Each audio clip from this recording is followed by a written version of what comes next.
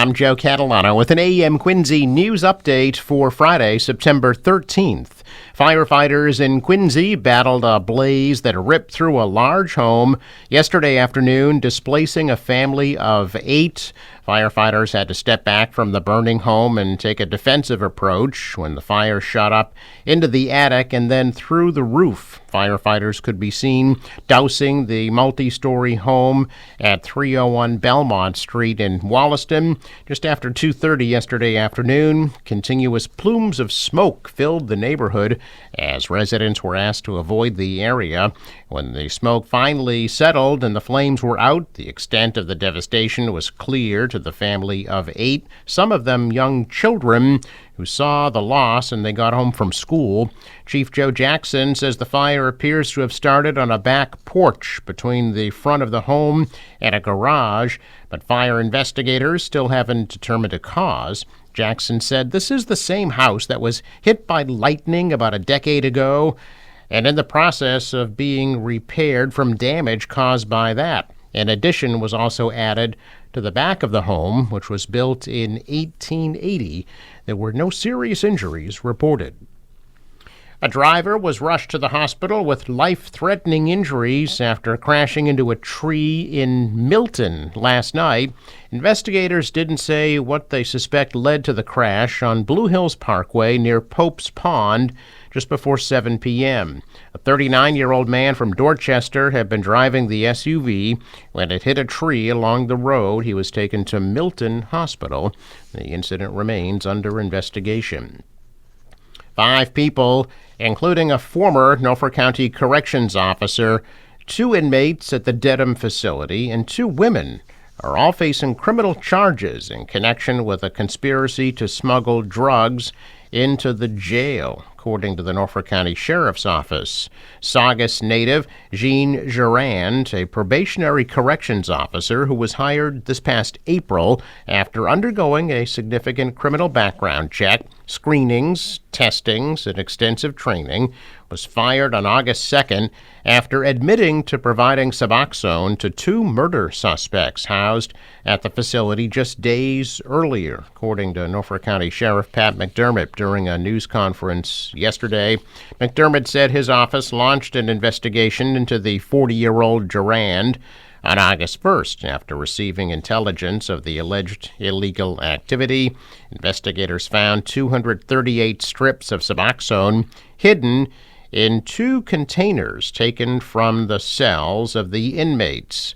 Those strips have a value of about $47,000 in a correctional setting.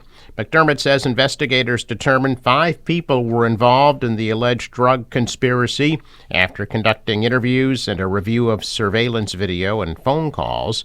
The sheriff's office filed criminal complaints in Dedham District Court in late August against Gerand, inmates Dante Clark and Cornell Bell of Quincy, and 2 women known to the men, Avelina Foston and Amaya Rogers.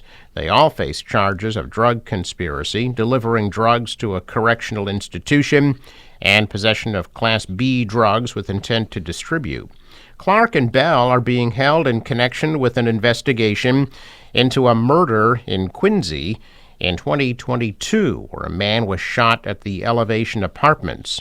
Gerand told investigators he initially declined to help, but changed his mind when he was told by Clark that he would be paid $5,000. He also allegedly told them that he was not coerced to help the offenders and was unsure why they recruited him. McDermott said Rogers handed Gerand a Wendy's bag filled with Suboxone strips on the night of July 29th. Gerand then allegedly concealed the drugs between some trash bags and brought them to Clark inside the jail. Investigation also revealed that Boston had gained access to the narcotics at the direction of Clark and Bell, and that Boston had given them to Rogers for drop-off. All 5 suspects have been summoned to appear in Dedham District Court next month. Reminder, the MPTA's Red Line is closed between JFK, UMass, and Braintree through September 29th to allow for improvements to 18 miles of track that officials say will reduce round-trip travel times on that stretch by 27 minutes. Free buses are replacing the trains, and fare-free commuter rail service is also available, but buses will be replacing the commuter rail again this weekend. Paving operations will take place this week along East Howard Street, Winter Street, Des Moines Road, and Cleverly Court in Quincy Point. The project is creating some temporary parking restrictions and roadway and pedestrian detours, but the work's expected to be completed by tomorrow. A blood drive to benefit Dana-Farber Cancer Institute at Brigham and Women's Hospital will be held today from 9:30 to 4 at the Kennedy Center in Quincy. The Kraft Family Blood Donor Center will be available, and all donors will receive a $10 gas card. You can call 617-632-3206 to make an appointment. The Holbrook Public Library Fund's second annual mini golf fundraiser is being held today from 5 to 9 p.m. at the Holbrook Public Library. Funds will go toward building improvements. Participants will enjoy a free round of mini golf, and food trucks will be available. The Wollaston Hill Neighborhood Association's next Saturdays in the Park free concerts will be held tomorrow from 2 to 7 p.m., featuring Matt Rich and the Rudder Kings. Each event also includes food and beverages available for purchase. Visit wollastonhill.com for more information. The Hasnack Congregational Church will sponsor a bake sale at the Chowder Fest tomorrow from 2 to 6 p.m. at the Public Landing on Bayview Avenue to benefit the McKinney-Vento Homeless Assistance Program in the Quincy Public Schools. The Friends of the Ruth Gordon Amphitheater will host a free screening of the animated movie The Boy and the Heron Saturday night at 7 p.m. Visit friendsofrga.org for more information.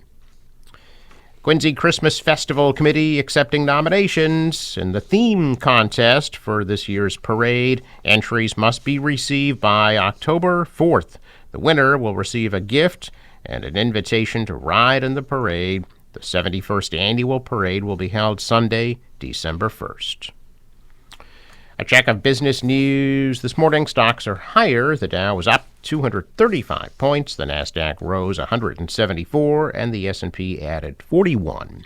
Asian stocks are mixed today. The dollar fell. The euro was up. Oil at $69 a barrel. In sports, Red Sox lose to the Yankees in New York last night, 2-1 in 10 innings. Series continues tonight at 7:05. And the Patriots' home opener at Gillette Stadium Sunday at 1 o'clock against the Seattle Seahawks. Forecast from the National Weather Service. Today, partly sunny at a high of 86. Tonight, partly cloudy, low 56. Tomorrow, sunny with a high of 82. Sunday, sunny and a high of 80. Sunny 84 for Monday. Out on the water, waves about a foot. A southwest wind, 5 to 10 knots, becomes southeast later today. High tide 7:50 p.m. Sunrise 6:22, sets at 6:56. I'm Joe Catalano with an AM Quincy news update for Friday, September 13th.